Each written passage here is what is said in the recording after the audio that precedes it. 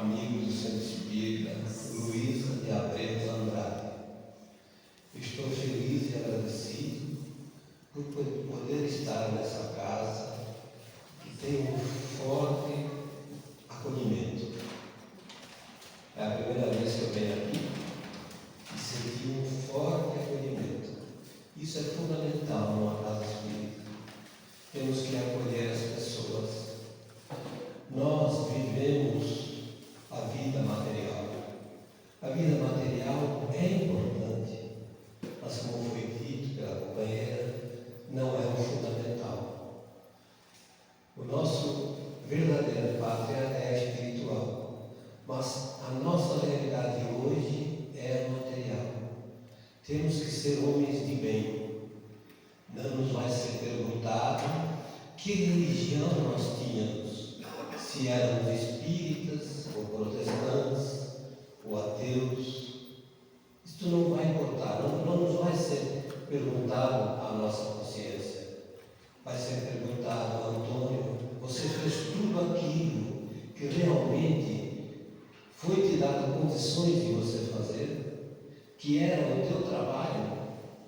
Porque vejam bem, a tarefa de cada um de nós aqui dentro só cabe a nós ser feita. Ninguém vai fazer a nossa parte. Nós teremos que fazê-la. Ela está destinada a nós. O nosso tema, demos o título Amanhã. O amanhã foi inspirado numa antiga lenda egípcia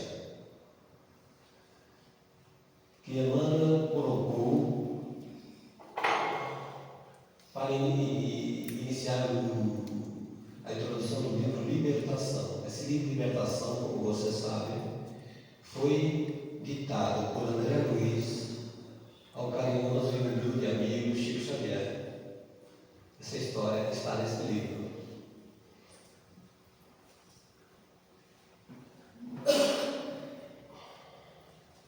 Então, a lenda diz que em uma lagoa, em uma pequena lagoa, havia uma comunidade de peixes, gordos, que viviam passando larvas e se escondendo do calor do sol nas rocas, e achavam que aquilo era maravilhoso. Dentro dessa comunidade existia um pequeno peixinho vermelho que vivia correndo para lá e para lá e não tinha sossego. Por quê? Porque os peixes mais fortes, mais gordos, mais ambiciosos, achando que aquilo era tudo, não davam acolhimento a esse peixinho vermelho. Eles não davam acolhimento a ele. Então, ele ficava assim meio, sem função lá dentro daquele grupo. E começou a estudar em volta tudo que tinha naquela pequena lagoa. Começou a meditar, a estudar. Ele já tinha essa inclinação estudiosa, mas devido ao seu tempo, já que ele não podia disputar com os outros, porque os outros eram bem mais fortes que ele ficou verificando cada cantinho, sabe? Até que ele achou um escoadouro de umas grades estreitíssimas. E ele viu que ele, por ser magrinho, porque ele quase não comia, vivia só correndo para cá e para lá. Então ele viu que talvez desse para ele passar por aquelas grades. Aí veio à cabeça dele o seguinte: por que eu não procuro passar através dessas grades e descobrir um mundo novo lá fora? Porque aqui está tão chato. Não que não seja bom, é bom, mas eles só querem comer minhocas, larvas e se esconder nas suas locas, Eu nem tenho lugar aqui. E ele, encorajado por essa indiferença de todos que o cercavam, ele acabou saindo pelo escoador, porque ele era bem magrinho. Saiu, entrou em um riacho. Ali ele já viu natureza, flores, árvores. Ganhou um rio, começou a navegar pelo rio. Ali ele viu casas, viu pessoas acampando, viu homens, viu outros pássaros. Fez amizade com outros passarinhos, outros peixinhos, né? Que começaram a gostar dele, do jeito que ele era, perguntador. Ele queria saber tudo que ele perguntava. E eles falavam, olha, é assim, estava orientando ele, porque ele tinha vivido num mundo fechado. Aquela lagoa, nós poderíamos talvez fazer uma comparação com o planeta que nós vivemos. Antigamente, nós achávamos que o Sol girava ao redor da Terra. Isso nos foi colocado, nos foi imposto por pessoas que tinham poder religioso na época. Olha, a Terra é o centro de tudo. O Sol é que gira ao redor da Terra. E teve um homem que falou, não, eu acho que não é assim. Como ele ficou com grande risco de perder a vida, ele falou, acho que eu me enganei. Eu acho que vocês têm razão. Deixa para lá o que eu pensei. Acho que eu pensei besteira. Eu acho que realmente deve ser isso. Mas ele era estudioso. E ele sabia que a Terra era insignificante no sistema solar. Inclusive, eu não sei se você sabe, né? Mas nós, no sistema solar, somos o planeta mais atrasado do sistema solar. Somente no sistema solar, encarnados, só existem na Terra. Nos outros planetas, são 8 planetas ao todo, não existem seres encarnados. Então nós somos os mais atrasados. E olha que nós pensávamos que éramos o centro. Além de não ser, da Terra não ser o centro do universo, o Sol está lá fixo, é a Terra que faz aquele movimento ao redor do Sol. O homem, não porque, isso não quer dizer que Deus não nos ame o suficiente, porque nós somos insignificantes, ou porque a Terra é um grãozinho de areia no universo. Porque após a descoberta do telescópio James Webb, o homem se surpreendeu ao tomar conhecimento que existem muitos sóis. Não existe só esse Sol que nós conhecemos. Existem muitos planetas girando ao redor desses sóis. O conceito mudou totalmente. E outros telescópios mais avançados, tecnologicamente falando, já estão quase sendo substituindo o James Webb, que nos mostrará mundos maiores. Então, não é para a gente ficar deprimido. Não fiquem tristes. Porque nós estamos num planeta de expiação e provas. O planeta de expiação e provas, pelo que eu pude ver, é o seguinte: a felicidade não é garantida, senão não seria expiação e provas. Se você faz uma caridade, se você mantém uma casa maravilhosa como essa que eu percebi, os cuidados, o amor com que ela é cuidada, e como ela começou, a começar da nossa querida da Luísa, né? que tem uma história por trás da vida dela, começou bem lá embaixo. E hoje, vejam o que nós temos: uma casa que transpira a energia de Jesus Cristo. Nós estamos numa casa de Jesus. Bom, é importante a vida material? É. Mas qual é o fundamental? É a vida espiritual. Faça tudo com o seu semelhante que você gostaria que fizesse com você. Não faça o outro aquilo que você não quer que façam com você.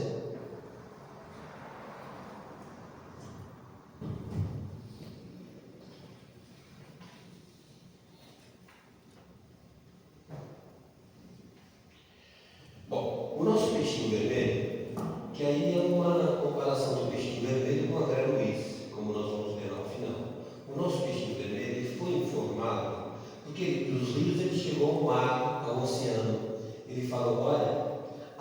mar, aqui no oceano, é onde a vida aquática, onde os peixes têm maior garantia de vida.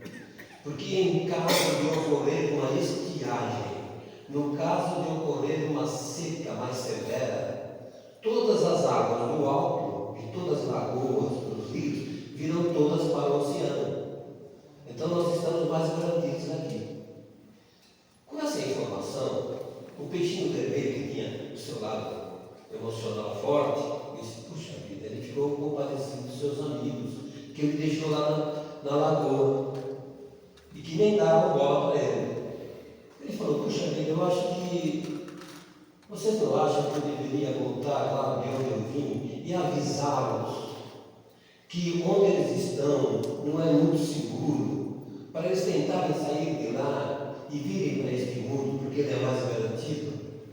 Aí ele está fazendo uma comparação do mundo material com o mundo espiritual, com as coisas do espírito, né? O Antônio é um espírito que atualmente está nesse corpo. Ele está usando esse corpo. Então ele tem que tratar esse corpo, ele tem que tomar água, ele tem que se alimentar, ele tem que procurar manter um equilíbrio, ele tem que ter uma fé que garanta o equilíbrio. Mas ele é um espírito. Então, quando eu era mais novo, faz tempo, eu achava que o mundo espiritual era uma coisa medonha. Não, eu sou um espírito. Então, tudo isso, como eu comecei em outra religiosidade, que passava outros conceitos para mim, então eu não tinha a informação correta das coisas, eu tinha a informação distorcida. Então, o peixinho, sabendo que ali informaram ele disso, ele falou: puxa vida, eu preciso voltar lá e avisar meus amigos disso. Avisar meus amigos. E lá foi ele. Voltou pelo rio, ao riacho, e outra vez, perdendo algumas escamas, entrou lá naquela lagoa onde estavam os amigos dele. E falou: gente, eu voltei. Ele pensava que ia falar: puxa, parabéns, você voltou. Acontece que todos eles, ninguém percebeu nem a ausência dele. Eles não perceberam nem a ausência dele. Ele tinha se ausentado por um longo tempo, ele tinha saído, ele foi conhecer um mundo enorme. E no entanto, ele não, além de não ter sido aplaudido, o cumprimentado, a maior parte nem notou a ausência dele. Então ele falou: olha, existe um mundo assim, tal. Ninguém deu bola para ele. Ele pensou assim: bom, deixa eu falar com o rei, né? Eles elegeram um rei de Barbatanas, que tinha longas barbatanas e tal, e falou, explicou para ele: olha, eu vi um mundo assim, outros peixes, outros animais, o homem, as caras, é tudo, aqui nós estamos limitados. Então, esse soberano, até para ridicularizar o peixinho, acompanhou até a grade. Foi lá, olhou para a grade, e o peixinho mostrando para ele, entrando e saindo. Ele falou: tolo, não vês que por essa grade não passa nenhuma de minhas barbatanas? Eu nunca vou conseguir passar por essa grade. Aí ele voltou lá ao grupo e falou: para vocês conseguirem este evento, esta evolução, de sair deste mundo limitado, vocês terão que fazer regime forçado. Vocês terão que se abster de comer tantas larvas para poder perder peso e passar por esta grade como eu consegui. Senão vocês estão fadados a ficar aqui. E eu fiquei sabendo que se houver uma estiagem meio forte, vocês morrerão dentro da lama. Não conseguindo o resultado e sendo ovacionado, saiu ele de volta para sua casa, que era a casa dos corais, onde ele habitava com seus amigos estudiosos. Depois de algum tempo, ocorreu lá uma estiagem muito forte, e aquela lagoa acabou virando lama, ou seja, aqueles peixes todos pereceram por falta de água. Tudo isso ligado ao que nós vivemos hoje, ao que nós estamos nos preparando hoje, ao que nós estamos fazendo aqui hoje. E que vida que nós vamos encontrar amanhã? É a opção que nós temos que fazer.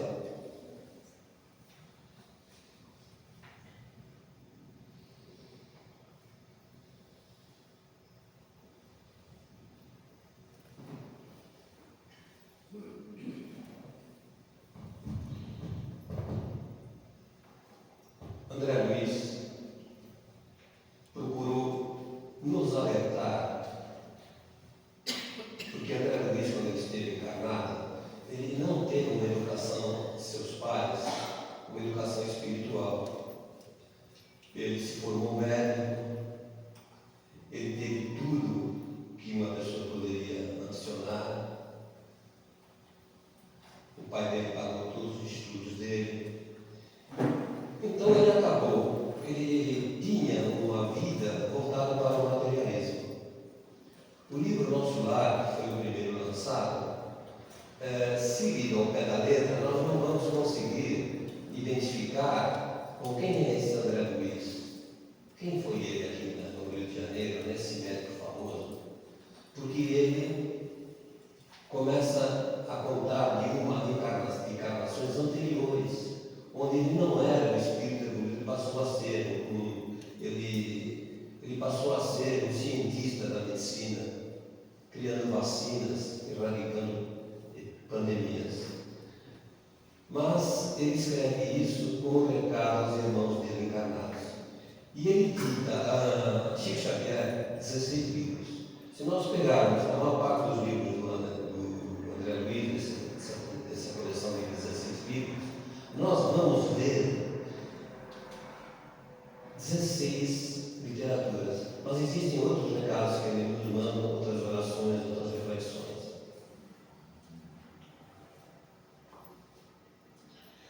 André Luiz, ele sofreu 8 anos num sistema de umbral. Não vou aqui dizer que umbral é um lugar geográfico, um local. O umbral é uma forma de pensar. Nós pensamos. Quando nós somos negativos, quando nós pensamos no mal, quando nós ficamos nervosos, nós praticamente entramos no umbral. Muitos de nós outros aqui no planeta vivem no umbral. Não precisa, não é um lugar, é um estado de espírito.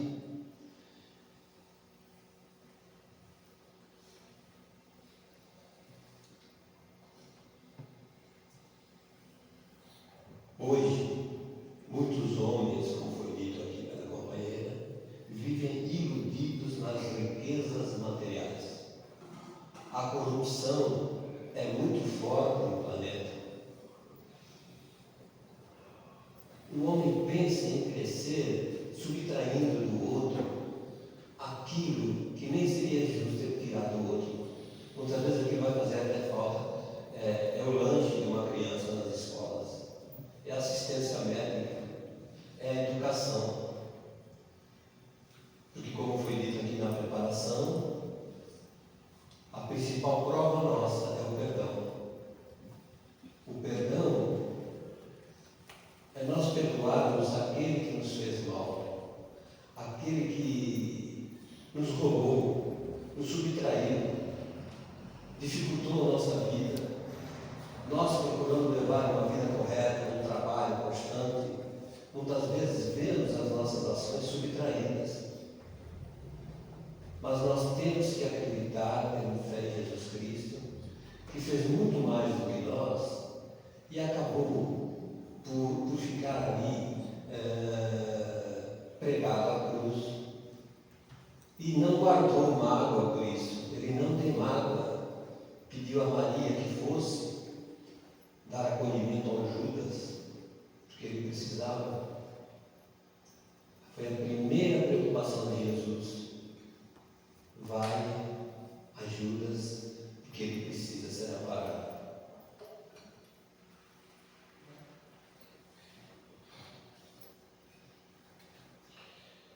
Jesus começou a construção deste planeta há 4,5 bilhões de anos atrás. Então, nós não podemos comparar Jesus com nenhum de nós, por mais evoluídos que nós sejamos, nós estaremos cometendo grande erro. Jesus é um espírito muito evoluído, sai fora da nossa percepção. É a mesma coisa que nós queremos definir o que é Deus. Está fora, os nossos 5 sentidos não nos permitem entender o que é Deus.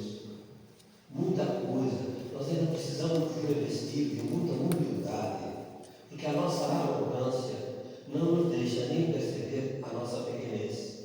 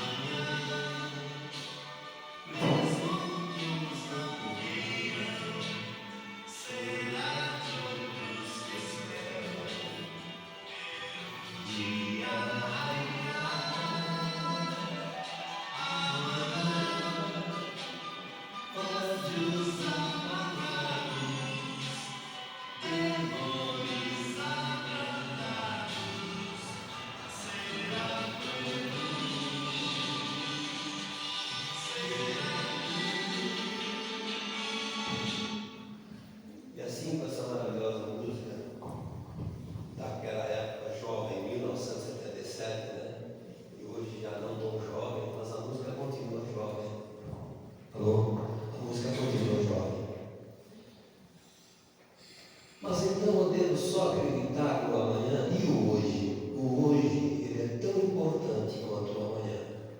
Porque depende do que nós fizermos hoje, das realizações nossas hoje, no nosso relacionamento com a nossa família, com os nossos filhos, com a nossa esposa, com o nosso marido. Esse relacionamento vai provocar o que nós seremos amanhã no mundo espiritual. Esses valores de hoje precisam ser preservados. Eu sei que aqui entre nós, muitos passam por dores, por dificuldades, mas não nos esqueçamos, nós não estamos aqui a turismo, nós estamos aqui realmente para evoluir espiritualmente.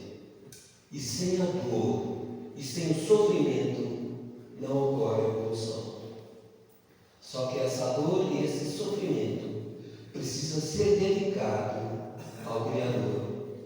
Assim como a mentora desta casa dedicou a sua dor ao Senhor Jesus Cristo, chegando a onde nós estamos hoje aqui, nós temos que pegar este exemplo e outros exemplos e ir sempre em frente, evoluindo.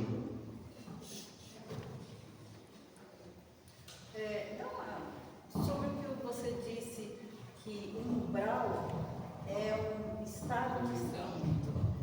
Eu acho interessante isso, porque eu fiquei pensando que se a gente não vigiar os nossos pensamentos e nossas atitudes, nós entramos num estado que se parelha com o umbral, quer dizer, a gente abre a porta do umbral e por isso a gente se conecta, pode se conectar com espíritos que desencarnados, né?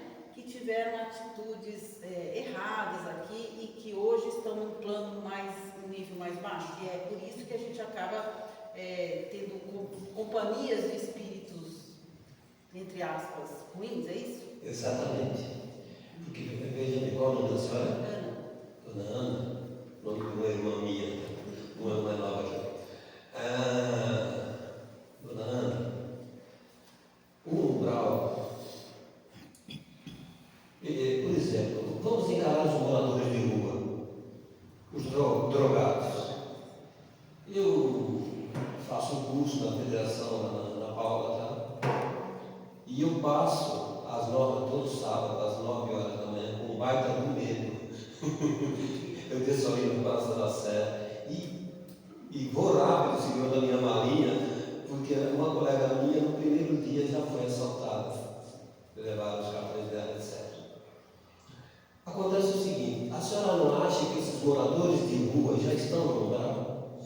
Sim. Eles moram no nosso planeta. Eles não vivem a realidade, né? Eles não vivem a realidade. No livro Libertação que eu mostrei, ele versa exatamente sobre isso. Eu não quis ser cansativo, mas esse livro, se lido com paciência até o final, ele mostra isso.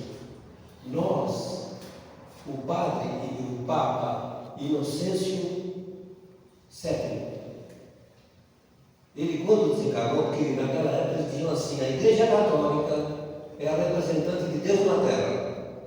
Está escrito no livro, não estou falando que aqui é espiritismo, não estou falando isso. E quando ele desencarnou, ao invés de ele seguir o caminho, que seria se postrar perante o Criador, ele fundou a cidade fantasma, aonde ele começou a subjugar espíritos tão fracos que ao errarem sentiram atração. Imagine só uma coisa: nós temos líderes no nosso país honestos, mas nós temos líderes desonestos também. A maioria. Eles querem autoridade, eles têm sede de autoridade, sede de poder, sede de, eles querem ser grandes. Será que eles pensam em Deus? Eu me faço essa pergunta. Porque para agir desse jeito parece que eles conhecem que Deus não gosta disso. Deus não gosta. Deus não é esse exemplo. Jesus não deu esse exemplo. Eu acho que quando eles começam, eles até podem pensar em Deus. Mas o poder é algo que atrai demais, né? Ele é como uma droga. Eu acho que é isso. Ele funciona como uma droga. Assim que você prova, você quer mais e mais.